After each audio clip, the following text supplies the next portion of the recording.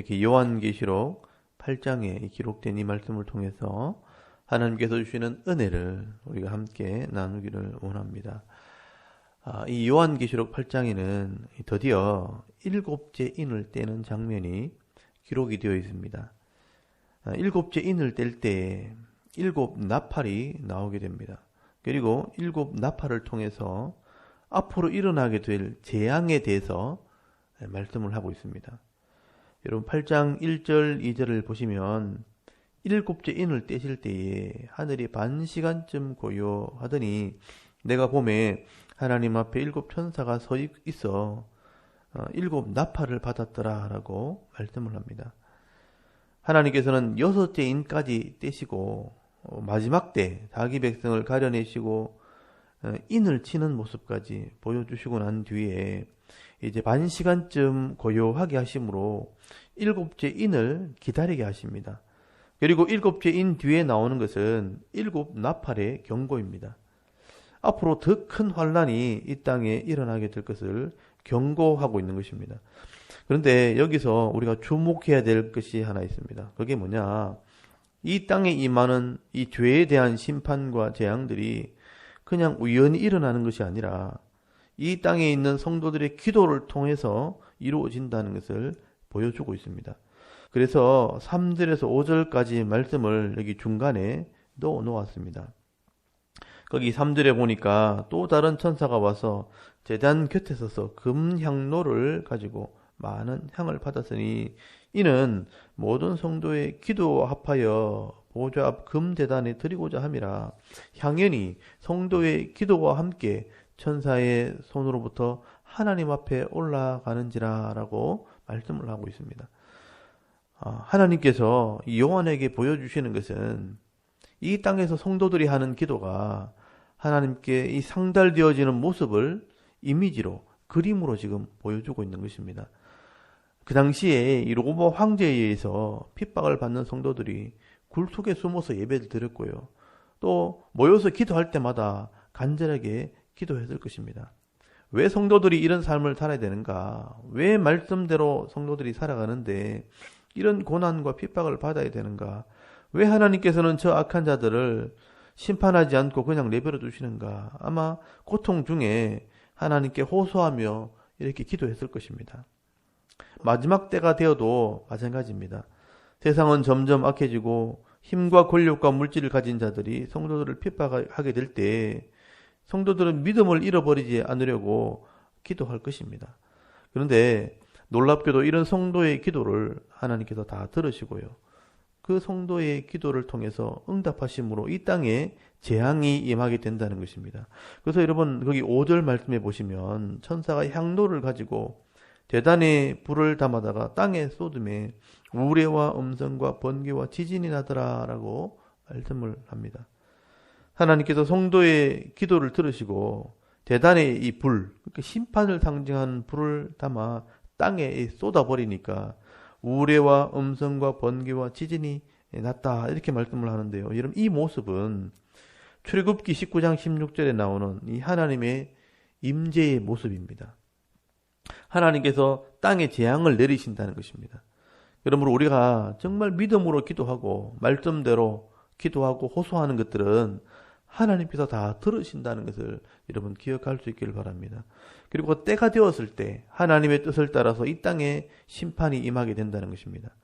그러므로 성도가 아무리 세상이 악해지더라도 말씀대로 악을 악으로 대하지 말고 늘 깨어서 무시로 기도해야 될 이유가 여기에 있는 것입니다. 그래서 요한 1서 5장 14절에 보면 요한이 이 기도에 대한 말씀을 이렇게 기록합니다. 그를 향하여 우리가 가진 바 담대함이 이것이니 그의 뜻대로 무엇을 구하면 들으심이라. 우리가 무엇을 구하든지 구하는 바를 들으시는 줄을 안즉 우리가 그에게 구한 그것을 얻은 줄 또한 아느니라 라고 말씀을 합니다. 우리의 기도를 들으시고 응답하시는 분이 있다는 것을 기억하라는 것입니다. 그러므로 세상에서 우리가 어려움을 당하고 억울한 일을 당할 때 우리가 원수를 갚지는 못하지만 하나님께 기도하고 아뢰면 하나님께서 들으시고 반드시 때가 되면 응답하신다는 것을 여러분 믿고 담대하게 기도로 세상을 이기는 삶을 살아갈 수 있는 믿음 있는 성도들이 다 될 수 있기를 바랍니다. 그리고 6절부터 앞으로 일어나게 될 이 재앙의 모습을 나팔을 통해서 보여주십니다. 이 나팔에 대한 이미지도 사실은 민수기 10장에 보면 이스라엘 백성들이 광야를 이렇게 행진하게 될 때 은나팔을 불게 하시는 것을 보게 됩니다. 이 은나팔을 이렇게 언제 불게 되느냐? 민수기 10장에 보면 백성들을 불러 모을 때, 그리고 행진할 때, 그리고 전쟁을 할 때, 절기를 지켜야 될 때 나팔을 불게 된다라고 말씀을 합니다. 오늘 요한계시록에도 마찬가지입니다. 나팔을 통해서 자기 백성들에게 경고하시려고 나팔을 불게 하시는 것입니다. 말씀을 전해도 재앙이 일어나도 끝까지 돌아오지 않는 이런 백성들에게 임할 재앙에 대해서 경고하시려고 이 나팔을 사용하시는 것입니다. 그래서 6절부터 천사들이 나팔을 하나씩 불게 되는데요. 여러분 7절을 먼저 보시면 첫째 천사가 나팔을 부니 피 섞인 우박과 불이 나와서 땅에 쏟아지매 땅의 3분의 1이 타버리고 수목의 3분의 1도 타버리고 각종 푸른 풀도 다 버렸더라라고 말씀을 합니다. 7인을 통해서 전쟁과 재난으로 땅의 4분의 1이나 되는 사람들이 죽었는데 또 땅의 3분의 1이 파괴가 되어지는 일이 일어나게 됩니다. 얼마 남지 않은 이런 자연에 더 큰 재앙이 임하게 될 것을 말씀하는 것입니다. 이런 이미지도 사실은 구약 성경에서 나온 겁니다. 애굽에 임하는 10가지 재앙의 모습에서 가져온 것입니다. 이런 애굽의 10가지 재앙의 모습을 통해서 앞으로 일어나게 될 것을 설명을 하고 있는 겁니다. 숲의 나무들을 통해서 공기가 정화되어지고 산소를 공급함으로 사람들이 호흡을 하게 되는데 이 불과 우박으로 이 수목과 푸른 풀들을 다 불태워버리고 또 파괴가 되어지면 이 땅은 아마 메마른 광야처럼 변하게 될 것입니다. 그래서 땅에 임하게 될 재앙에 대해서 경고하고 있는 것입니다. 그리고 8절에 이제 두 번째 나팔을 불게 됩니다. 둘째 천사가 나팔을 보니 불붙는 큰 산과 같은 것이 바다에 던져지매 바다의 3분의 1이 피가 되고 바다 가운데 생명 가진 피조물들의 3분의 1이 죽고 배들의 3분의 1이 깨지더라라고 말씀을 합니다. 바다가 3분의 1이 파괴가 되어집니다. 여러분 지구의 70%가 바다로 이루어져 있는데 바다의 3분의 1이 파괴되어지면 아마 엄청난 타격을 입게 될 것입니다. 바다가 피가 된다는 것은 바다가 심각하게 오염될 것을 말하는 것입니다. 그래서 수중생물의 3분의 1이 죽고요. 또 바다에 떠다니는 배들도 3분의 1이 파괴가 되어집니다. 이것도 역시 애굽에 임한 10가지 재앙의 이미지에서 가져온 것들입니다. 그리고 10절에 보시면 셋째 나팔을 불게 됩니다. 셋째 천사가 나팔을 보니 횃불같이 타는 큰 별이 하늘에서 떨어져 강들의 3분의 1과 여러 샘물에 떨어지니 이 별의 이름은 썬쑥이라. 물의 3분의 1이 썬쑥이 되매 그 물이 썬 물이 되므로 많은 사람이 죽더라라고 말씀을 합니다. 땅에 있는 강들과 또 샘들과 지하수들이 썬쑥처럼 되었다는 것은 오염이 되어 먹을 수 없는 물이 되었다는 겁니다. 그래서 지구 전체에 마실 물이 없어서요. 많은 사람들이 죽게 된다고 말씀하는 겁니다. 이것도 이스라엘 백성들이 애굽에서 출애굽을 하고 난 뒤에 마라에서 썬물을 먹게 되는 그런 이미지에서 가져온 것입니다. 그리고 12절에 넷째 나팔을 불게 됩니다.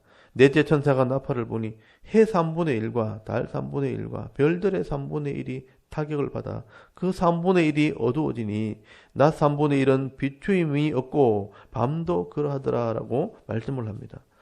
여러분 해가 타격을 받아서 3분의 1이 어두워졌다고 말씀을 합니다. 해가 어두워지니 당연히 달과 별도 어두워질 수밖에 없습니다.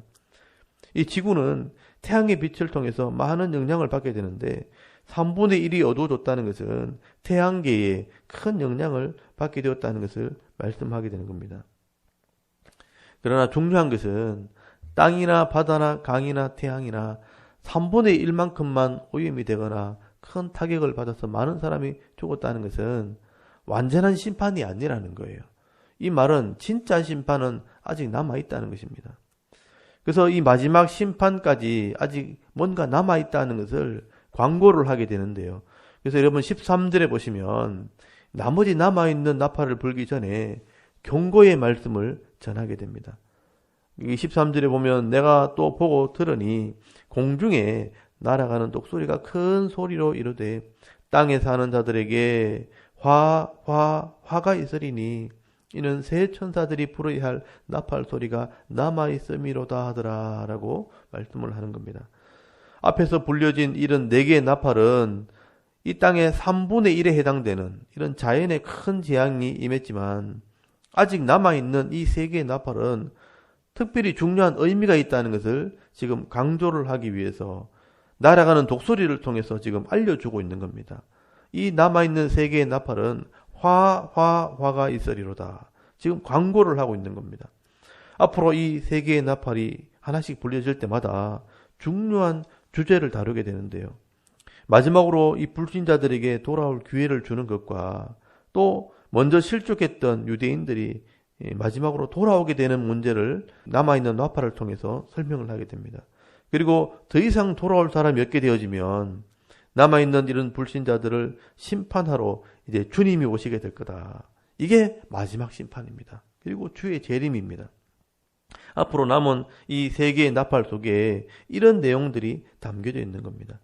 그래서 나팔을 멈추고 날아가는 독수리를 통해서 지금 강조를 하고 있는 겁니다. 이건 굉장히 중요한 것이다. 그러면 앞으로 일어날 이런 땅과 바다와 강과 하늘에 임하는 이런 자연에 대한 재앙은 무엇이냐? 마지막 시대 끝까지 하나님 말씀을 듣지 않고 악을 행하는 불신자들의 재앙이라는 것입니다. 마치 애굽에서 바로 왕이 하나님을 인정하지 않을 때 10가지 재앙으로 그들을 심판하셨던 것처럼 하나님께서 출애굽 시대 이미지를 가지고 와서 마지막 시대에도 이런 불순종하는 자들, 끝까지 회개하지 않는 자들에게는 이런 재앙이 임하게 될 것을 경고하고 있는 겁니다. 그래서 성도들도 똑같은 어려움을 당하게 되겠지만 성도들은 하나님의 말씀에 대한 지식이 있고요. 또 천국에 대한 소망이 있기 때문에 이런 재앙과 고난 속에서도 은혜를 누리게 되는 것이죠. 그래서 예수님께서 이것을 이미 말씀하셨습니다. 마지막 시대에 이런 재앙이 임하게 될 때 성도들은 어떤 삶을 살아야 할 것인가 말씀해 놓은 것입니다. 여러분 마태복음 24장 42절부터 51절까지 말씀을 이렇게 보시면 예수님께서 마지막 때에 큰 재앙과 재난이 임하게 될 때 성도는 어떤 삶을 살아야 되는가 이미 기록해 놓으셨습니다. 여러분 마태복음 24장 42절 말씀을 한번 찾아보시길 바랍니다. 제가 한번 읽어드리겠습니다. 그러므로 깨어 있으라. 어느 날에 너희 주가 임할는지 너희가 알지 못함이니라. 너희도 아는 바니 만일 집주인이 도둑이 어느 시각이 올 줄 알았더라면 깨어 있어 그 집을 뚫지 못하게 하였으리라. 이러므로 너희도 준비하고 있으라. 생각하지 않은 때에 인자가 오리라. 충성되고 지혜 있는 종이 되어 주인에게 그 집 사람들을 맡아 때를 따라 양식을 나눠줄 자가 누구냐. 주인이 올 때에 그 종이 이렇게 하는 것을 보면 그 종이 복이 있으리로다. 내가 진실로 너희에게 이르노니 주인이 그의 모든 소유를 그에게 맡기리라. 만일 그 악한 종이 마음에 생각하기를 주인이 드디어 오리라 하여 동료들을 때리며 술 친구들과 더불어 먹고 마시게 되면 생각하지 않은 날 알지 못하는 시각에 그 종의 주인이 이르러 엄히 때리고 외식하는 자가 받는 벌에 처하리니 거기서 슬피 울며 이를 갈리라 라고 말씀을 합니다.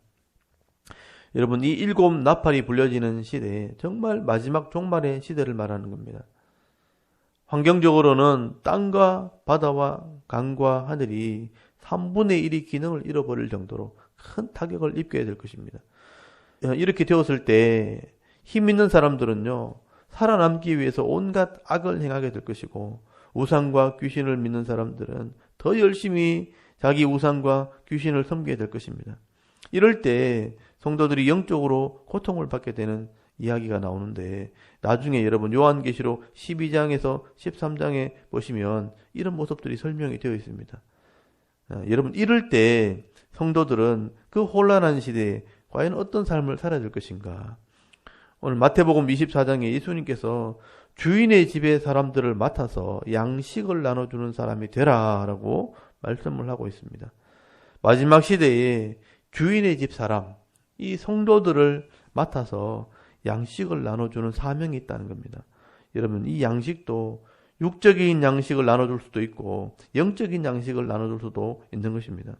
물질의 복을 받은 성도들은 그 악한 시대, 그런 재앙의 시대에 하나님 말씀대로 하나님께서 주신 것을 나누는 삶, 섬기는 삶을 살아야 할 것이고요. 또 영적인 지도자가 된 사람들은 영적인 양식, 하나님 말씀을 나누는 삶을 살아야 될 것입니다. 이렇게 각자에게 주신 사명을 따라서 주의 백성을 섬기는 자가 있다면 복을 받게 될 것이고 주인의 모든 소유를 맡게 될 것이라 천국의 복을 받게 될 것을 말씀을 하고 있습니다. 그러나 이런 마지막 때가 되어도 이런 말씀을 믿지 못하고요. 악한 자들과 서로 뺏고 빼앗기면서 죄를 짓고 서로 먹고 마시면서 향락을 즐기다가는 주인에게 음이 맞고 외식하는 자의 벌을 받아 슬피 울며 이를 갈게 될 것이라고 말씀을 하게 됩니다. 이 슬피 울며 이를 간다는 것은 영원한 이 지옥, 불못에 들어가게 될 것을 말씀을 하는 것입니다. 그러므로 오늘도 우리가 이 요한계시록 8장에 나오는 이 나팔의 재앙을 통해서 종말에 대한 이 분명한 지식과 이런 믿음과 신앙을 여러분 가질 수 있기를 바랍니다. 그래서 오늘 내게 주시는 이 사람들을, 내게 오늘 맡겨주신 이런 사람들을 믿음으로 잘 섬기면서 성실하게 이 사명을 감당하게 되어질 때 하나님께서 오늘 우리들에게 허락하시는 이런 분복을 잃어버리지 않는 믿음 있는 성도의 삶을 살아가는 오늘 저와 여러분의 하루 삶이 될 수 있기를 주의 이름으로 축원합니다. 아멘. 잠깐 기도드리겠습니다.